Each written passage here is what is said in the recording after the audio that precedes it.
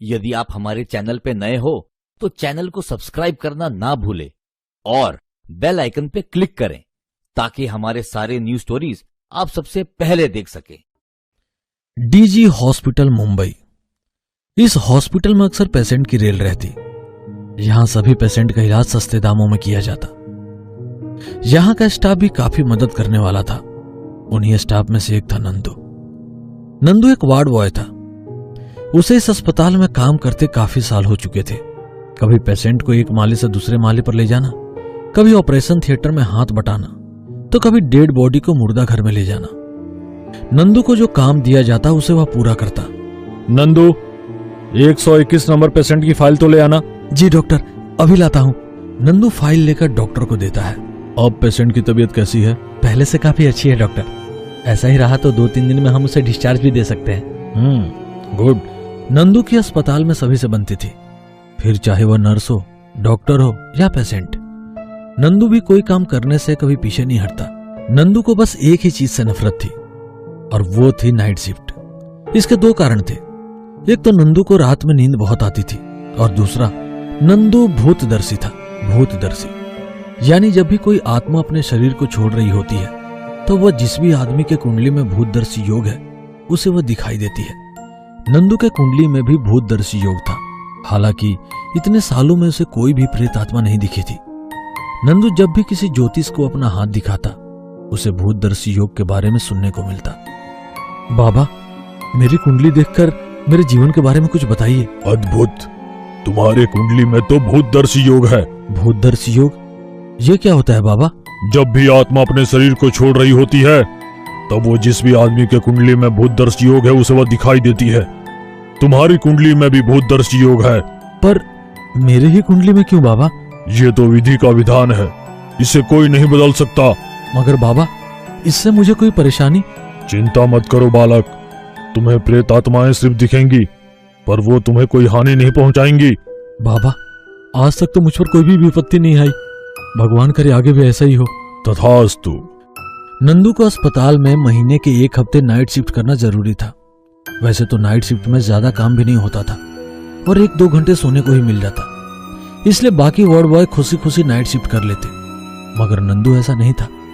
जब भी उसे नाइट शिफ्ट करने के लिए कहा जाता तो वह बात को टाल देता या फिर दूसरे वार्ड बॉय को शिफ्ट चेंज करने के लिए फुसलाता। अरे रमेश, कल से अपनी नाइट शिफ्ट चेंज हो रही है ना? हाँ, मुझे तो सुबह की शिफ्ट मिली है। और तुझे? मुझे तो नाइट शिफ्ट मिली है यार। फिर तो तुम्हारे मजे ही मजे हैं। काम नहीं, सिर्फ बैठे रहो और बीच बीच में सोते रहो। वो सब तो ठीक है यार, मगर क्या? मेरी माँ को 2 दिन से रात को बुखार आने लगा है। रात में अचानक उसे तेज बुखार आने लगता है। उसी में अब नाइट शिफ्ट। मैं क्या करूँ, कुछ समझ नहीं आ रहा। इतनी सी बात है, एक काम करो, तुम मेरी शिफ्ट ले लो और मैं तुम्हारी नाइट शिफ्ट कर लूंगा। क्या सच में? तुम्हारा बहुत बहुत शुक्रिया। इस तरह नंदू बहाने बनाकर अपनी शिफ्ट चेंज करवाता। मगर कभी कभी जब कोई भी नंदू से शिफ्ट चेंज करना नहीं चाहता तब मजबूरन नंदू को नाइट शिफ्ट करनी पड़ती। नंदू, कल से तुम्हारी नाइट शिफ्ट है। सर, वो मैं नाइट शिफ्ट के बदले सुबह की शिफ्ट नहीं कर सकता? नंदू, ये तुम्हारा हर बार का है। तुम्हें आखिर नाइट शिफ्ट करने से प्रॉब्लम क्या है? कुछ नहीं सर, बस इस बार नाइट शिफ्ट कैंसिल कर दीजिए। मैं अगली बार से जरूर नाइट शिफ्ट करूंगा। सॉरी नंदू, ज्यादातर वार्ड बॉय छुट्टी पर हैं और बचे हुए वार्ड बॉय ने अपनी नाइट शिफ्ट पूरी कर ली है। तुम्हें नाइट शिफ्ट करनी ही होगी। ऐसा कहकर सुपरवाइजर वहां से चला जाता है। नंदू के दिल में अब एक ही डर लगी रहती, नाइट शिफ्ट। अगले दिन नंदू नाइट शिफ्ट करने अस्पताल आता है। हालांकि ज्यादा काम ना होने के कारण नंदू एक कुर्सी पर बैठ जाता है। समय बीतता है और समय के साथ साथ नंदू की आंखें भी धुंधली होने लगती है और नंदू की आंख लग जाती है। तब दूसरा वार्ड बॉय भागते हुए आता है। नंदू, जल्दी उठो, इमरजेंसी है। क्या हुआ? एक एक्सीडेंट का केस आया है, बचने के चांसेस कम है, ऑपरेशन थिएटर रेडी करना होगा। नंदू जल्दी से ऑपरेशन थिएटर की तरफ भागता है और जरूरी सामान इकट्ठा करने लगता है। तभी दूसरे वार्ड बॉय एक एक्सीडेंट हुए इंसान को ऑपरेशन थिएटर में लाते हैं। नंदू उस आदमी की ओर देखता है।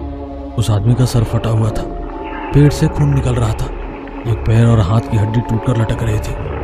वो आदमी दर्द से चीख रहा था मगर उसके गले से आवाज ही नहीं निकल रही थी। उस आदमी ने नंदू की ओर देखा, जैसे उसकी आंखें नंदू से मदद मांग रही है। यह सब देखकर नंदू की आंखें फटी की फटी रह गई। तभी वहां डॉक्टर आ जाते हैं। नंदू जल्दी करो, जल्दी मेरे ग्लोव्स और मास्क दो। जी डॉक्टर। ऑपरेशन शुरू हुआ। डॉक्टर ने उस आदमी को बचाने की कोशिश शुरू की। नंदू उसी ऑपरेशन थिएटर में डॉक्टर की मदद कर रहा था। गहरे घाव होने से बहुत खून बह रहा था।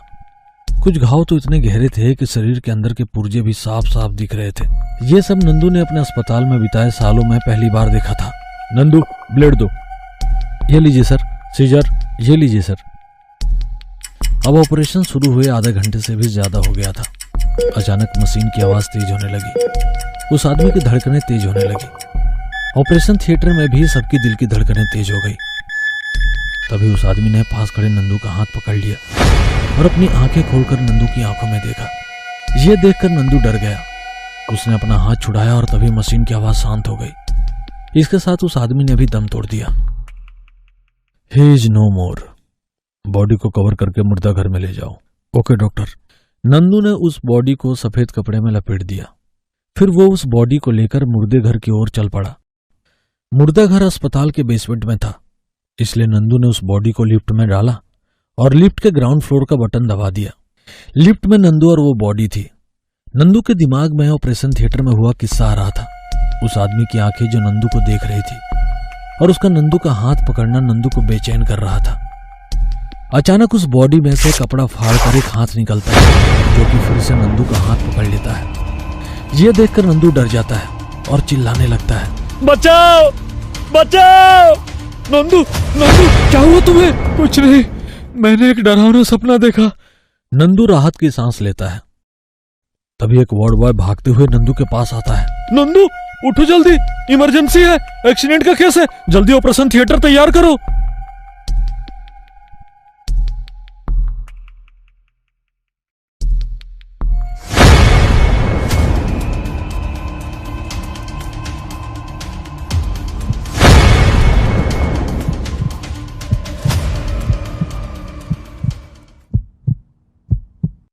यदि आप हमारे चैनल पे नए हो तो चैनल को सब्सक्राइब करना ना भूलें और बेल आइकन पे क्लिक करें ताकि हमारे सारे न्यूज स्टोरीज आप सबसे पहले देख सकें।